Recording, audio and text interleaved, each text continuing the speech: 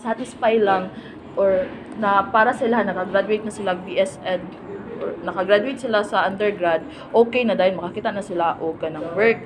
So perhaps through this study ma-realize nila nga gaining other skills apart from having your BS Ed degree is kanang mas maayo pa or basta kanang inana bitaw contextualize nimo as to unsa gyud nila makuha upon knowing na inani ang employment status ni kwantos dili ni sila curriculum developer ha na lahi ko na si curriculum developer gyud.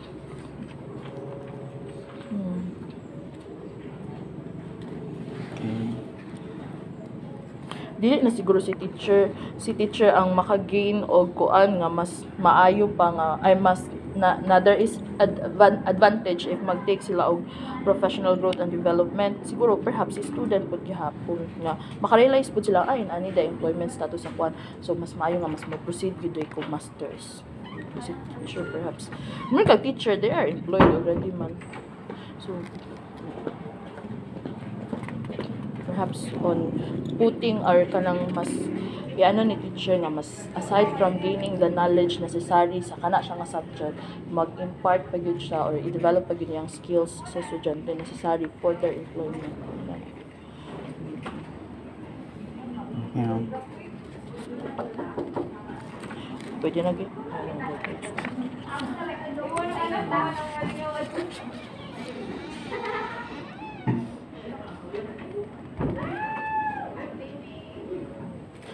However, considering that the respondents, ASCAT is the premier. Walay kuan. Libog yung mga kuan. Pangita na lang kuan. Pwede man ata ka mag-copy na lang siguro. Mas better para mas secure siya. However, considering that the respondents, ASCAT is the premier. Imo na din gi-describe si ASCAT. Kini ma'am? The study covered the graduates of Central State College of Agriculture and Technology. Especially ang sunod na. Specifically those BS Ed Mathematics who graduated on the year 2023 period. Kini however ma'am, sunod. Ayaw na. Wala. Ayaw na. Tanggalan na. Sige.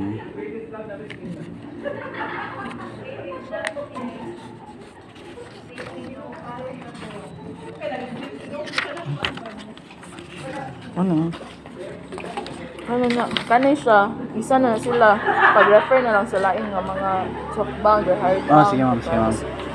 Kuan yun. Isang. I suggest instead of kanang defining employability tapos defining tracer study, better define employability tracer study. So that is your study about ba ya? Okay. Kaysa ikinig niya, dili pa siya contextualize ka. Good. Sige ma'am, sige. Tapos employment status, tama like kanang dili ra ba na kana ang employment status, di ba? Yes ma'am. Refers to the duration of graduates acquiring their first job and their current dili ra ba kana ang scope sa imong employment status. Tama ba ko? Di ba? Dili lang man nature. Nature of employment. Ay state na ko diri ma'am. Sige ma'am. Kaya mo magyud ang nasa imong study. Blue ba ni ma'am? Or blue mo pag kita ni ma'am Jean, ito para sa kuagod. Sa ink ra guro na siya. Sige. Blue bitaw siya. Wala na ko nagkuhan sa RRL. Sige ma'am.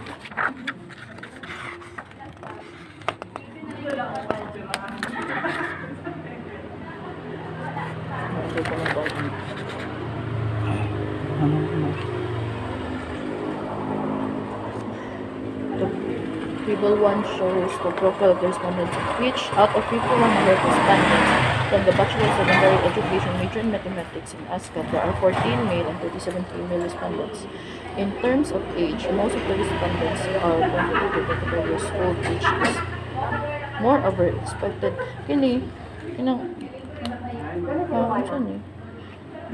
Ako naman kanang kibali citation ma'am, kibali patunay nga kanang pero kulang ang thought ba? Moreover expected to fish. Kulang ang thought. Diba si pwede ka ma-entertain sa lain yung coordinator? Sige ma'am. Tapos So kulang lang ni siya og kanang thought ma'am. Kulang di siya masabtan. Sige ma'am. Murag hangin siya ma'am. Oo. 1 out old to it's old 1 out of 2 years old. Bye-bye. In addition, as 2 civil status, 47 out of 51 are single, 3 out of 51 are married, 1 out of 51 respondents are clear, are pagyutas 1. Kana siya automatic single man na siya, kaya never been married man siya. Diba? No need to elaborate further nga na siya, ano? Wala siya naman.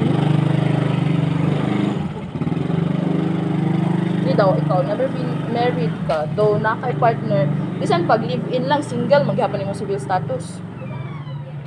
When we say, sa ano, Oh. sa babae mga status, no? babae o lalaki, basta na, single, magiging ka.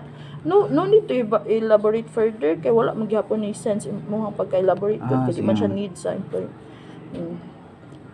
Isagol na siya dito sa single. Isa sige, pa, ma'am. sa imong questionnaire, wala man kay check dito ang have nay bata, walay asawa. Wala man ka dito sa imong questionnaire, di ba? Single married raman to imong. Oo, naman ka na nga dito. Tapos gibalik na pud ni same paragraph.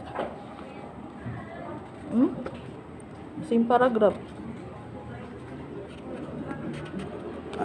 Asa, ma'am? Kini. Og sa baba, ma'am? Pareho na. Sili, nakasapan po ko itong kanang nagtanggal man ko ani. Tas gigilang po ko ni ma'am na kuhan kanang ibalik tong kuhan kaya wala ko to wala niya giana ba. Tawa ra gud na shows profile of the respondents out of 51. Profile of ha? Pareho ra gud nagtot. Pareho ra pigig kuan Okay. Pareho sa gud kay na. So tanggalan na naman. Dili, imo ra siguro nang ikuan. Tarong nga rin yung balik-balik naman ka. Nag-age, nag-talk, naka-ano na ka diha as to age, nag-as to age na pod ka diri Nag-as to civil status ka diri nag-civil status na pod ka diri Siya.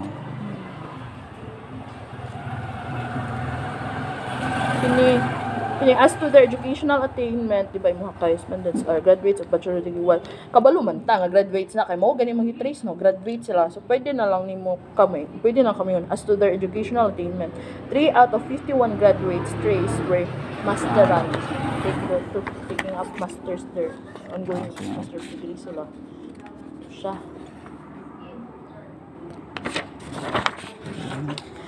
Ni.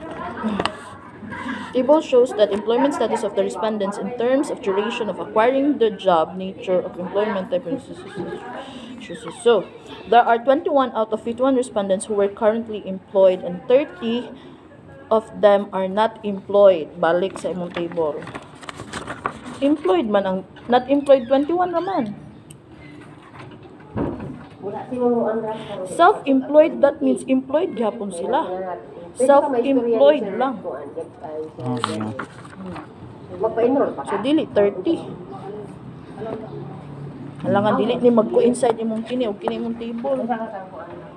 In addition, in terms of a duration acquiring the job, furthermore, there are 7 out of 10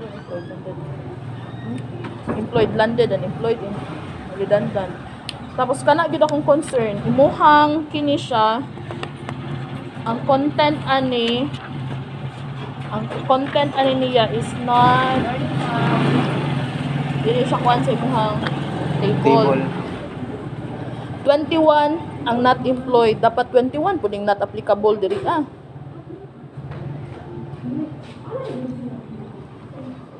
Not applicable. Okay. Total duration of acquiring the job kay kabalo gud ta nga nani trabaho ning 30 ka buok. So na gyud na maka-answer gyud na dapat sila ana.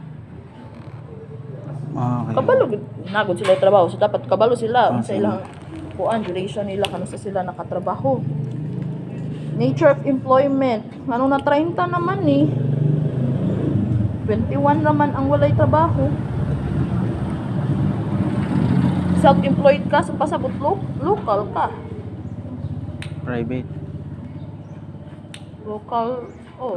Mahulog ka nga private kayo sa imong mga kaugalingon. Morning.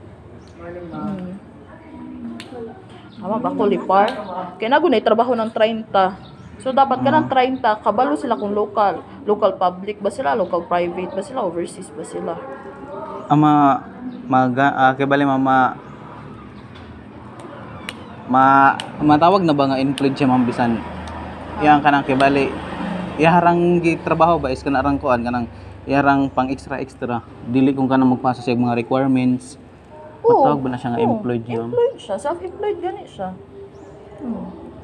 Bisan pag ano lang ka kanang si tawag anang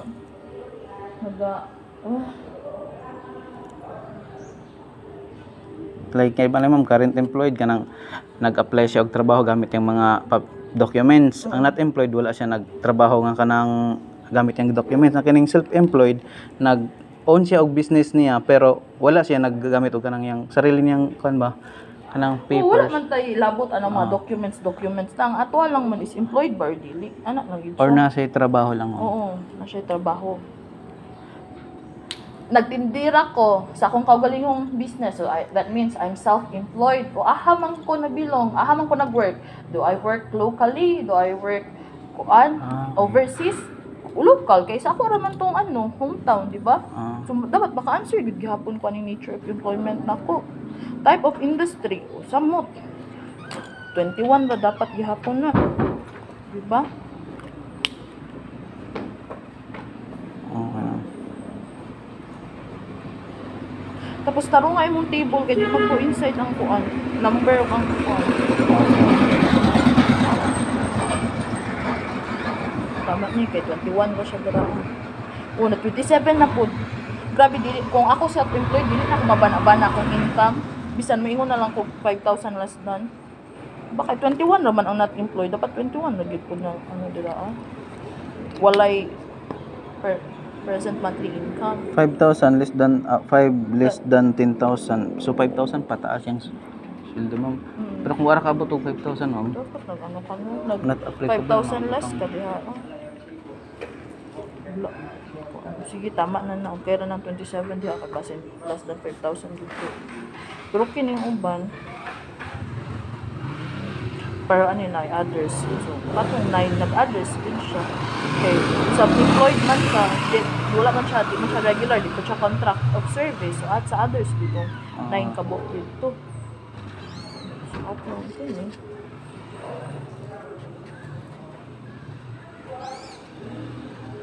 Ang good choices nila. Administrator. Kanang sa family business ma'am, employed ba tawag mo siya ma'am? Employed gihapon ko. Self-employed. Sige ma'am. Was ang title. Tanggalan lang, was. Study entitled lang. Employed and those are not employed has the same frequency. Dili po. 30 good imong employed, 21 imong not employed. When kag same frequency, pareho ra kadaghan. Si employed nimo ug si not employed, pareho ra sila kadaghan. Kibali ang 30 akong employed na ma'am. 30 sige, imong ma'am. employed kay 21 plus 9. 30 ma'am. Employed man tong self-employed. Sige ma'am. Thank you Share ma'am. og tara. Sige ma'am. Thank you ma'am. Ma'am, mag-ask ko ma'am, si Ma'am Ruan nakabot na ba? Si Ma'am Ruan? Wala pa. Sige ma'am. Thank you. sige like i-consult lang po kang Ma'am Jen ang katong data. Ma'am, ala si Ma'am Kim, inaninanin akong data. Kasi naapod kay wala na sabtan nga. Sige. Na niya, no?